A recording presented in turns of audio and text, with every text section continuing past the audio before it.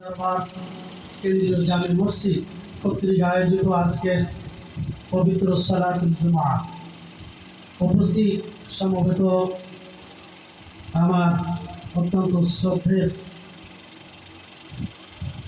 মুরব্বিয়ানে কেরাম, সমবয়স্ক যুবক ভাইরা, অত্যন্ত স্নেহের কচিকাচারা, মহান আল্লাহ সুবহানাহু ওয়া তাআলার পবিত্র দরবারে আমরা শুকর আদায় করছি যে মহান রব্বুল আলামিন আজকের এই সালাতুল জুমআয় আমাদেরকে সময়মতো হাজির হওয়ার তৌফিক নসিব করেছেন।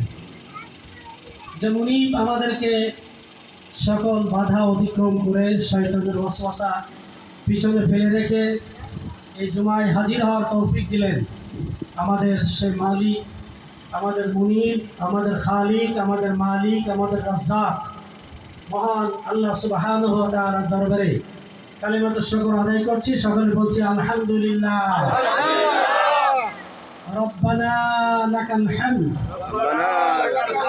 হামদান কাসীরান তাইয়িবান মুবারাকান ফীহি ইয়া রাব্বি লাকাল হামদু কামা ইয়ানবাগি লিজালালি ওয়াজহিকা وعظيم سلطانك سبحان الله وبحمده عدد خلقه ورضا نفسه وزينة عرشه ومداد كلماته।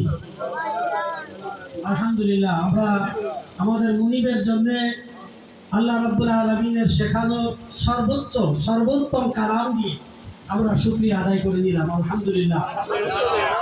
সালাম সর্বকালের সর্বযুগের শ্রেষ্ঠ মহামানব আশরাফুল আম্বিয়া সাইয়্যিদুল মুরসালিন আমিরুস সাকালাইন তাজদারে মদিনা দুলহায়ে মদিনা নবী মুহাম্মদ রাসূলুল্লাহ সাল্লাল্লাহু আলাইহি ওয়াসাল্লামের প্রতি যিনি তারা জীবন মানবতার কল্যাণে সকল জীবনের সবটুকু ব্যয় করে মদিনাতুত তাইয়্যিবায় ঘুমায় রয়েছেন, সে নবী করিম সাল্লাল্লাহু আলাইহি ওয়াসাল্লামের প্রতি দরুদ ও সালাম সাল্লাল্লাহু আলাইহি ওয়াসাল্লাম।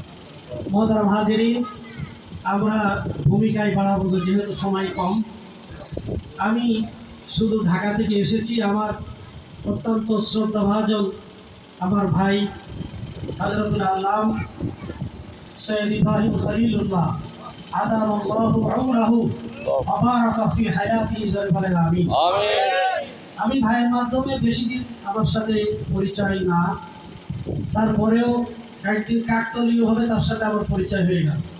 পরিচয় হওয়ার পর থেকে আমি দীর্ঘদিন যাবৎ যে জিনিসটির সন্ধানে নিজেকে নিয়োজিত রেখেছিলাম, আমি একটি রাস্তা খুঁজতেছিলাম।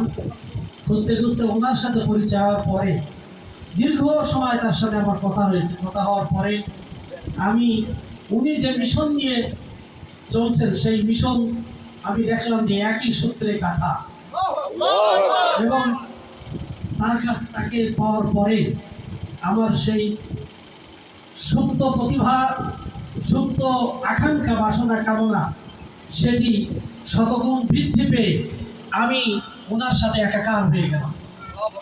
এরপরে দীর্ঘ হঠাৎ গতকালকে আসতে হবে, এটি অবশ্য উনি আমাকে বলেছিলেন, কিন্তু আসতেই হবে এরকম চিন্তা ভাবনা ছিল না। হঠাৎ উনি ফোন দিলেন যে আমাদেরকে সিফাতলে যেতে হবে। যে অবস্থায় ছিলাম ওই অবস্থায় রওনা হয়ে গেলাম। আমি ওনার কাছ থেকে এই সিফাতলি দরবার, আমি জামানার কুতুব, আমি তার সাথে আমার সাক্ষাৎ হয়নি, কিন্তু একটি পর্যায়ে একটি জগতে তার সাথে আমার মোটামুটি একরকম সাক্ষাৎ হয়েই গেছে। সারা বাংলাদেশ আমি বিচরণ করি, আর এই ধরনের দরবারে আমি অসংখ্য দরবারে আমি গিয়েছি। একমাত্র যদিও দরবারের শান শওকাত নেই, আলিশান জৌলুস নেই এখানে, কিন্তু এইখানে যে জিনিস আছে আমি ওনাকে বলেছিলাম যে এই দরবারে থেকে যাদের জীবন পার করেছে তারা ওনার সংস্পর্শে থাকার পরেও যদি সমুদ্রে একটি জলযানে চড়ে যদি লঞ্চ স্টিমারে চলার পরেও যদি ওই সমুদ্র থেকে যদি পানি কেউ নিতে না পারে, তাহলে বুঝতে হবে তার বদনসিব। আমি এখানে এসে সেটা বুঝেছি, আলহামদুলিল্লাহ আলহামদুলিল্লাহ। তো প্রিয় ভাইরা আমার, এ বিষয়ে কথা পরে বলা যাবে।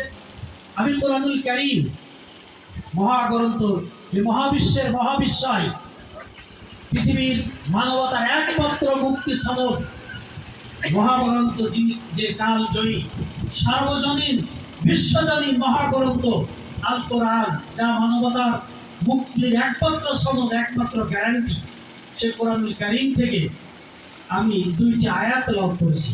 বিশ্ব নবী পবিত্র নিঃসৃত একটি ছোট্ট একখানা হাদিসে নববী আপনাদের সামনে পাঠ করেছি। আল্লাহ রাব্বুল আলামিন তৌফিক দিলে সংক্ষিপ্ত পরিসরে এখান থেকে কিছু কথা বলবার চেষ্টা করবো। আমার তৌফিক ইল্লা বিল্লাহ। মোহতারাম হাজিরিন, কোরআনুল কারীম হচ্ছে একটি গাইডলাইন, কি বিশ্ব মানবতার গাইডলাইন, পথ নির্দেশিকা, একটি প্রেসক্রিপশন। পৃথিবীর মানুষ যেখানেই সমস্যায় পড়েছে, অসংখ্য মানবের তৈরি করা মতবাদের পিছনে মানুষ এ বিশ্বময় মানুষের কল্যাণের জন্য এক একটি মতবাদ এক এক জায়গায় তারা উপস্থাপন করেছে, দাঁড় করিয়েছে, কিন্তু সেই আদর্শ মানুষকে কল্যাণ দিতে পারে না, ব্যর্থ হয়েছে। কিন্তু মহাগ্রন্থ আল কোরআন যেখানে হাত দিয়েছে সেখানে সফলতা তার উন্মোচন করে দিয়েছে। সুবহানাল্লাহ। কোরআন যারা ধারণ করেছে, আল্লাহ রাব্বুল আলামিন কোরআনুল কারীমের ভিতরে কয়েকটি জায়গায় বলেছেন, ফামান তাবিআ হুদায়া ফালা খাউফুন আলাইহিম ওয়ালা হুম ইয়াহজানুন। আলামিন বলেছেন, ফামান তাবিআ হুদায়া, এই কোরআনের একটি নাম হলো হুদা।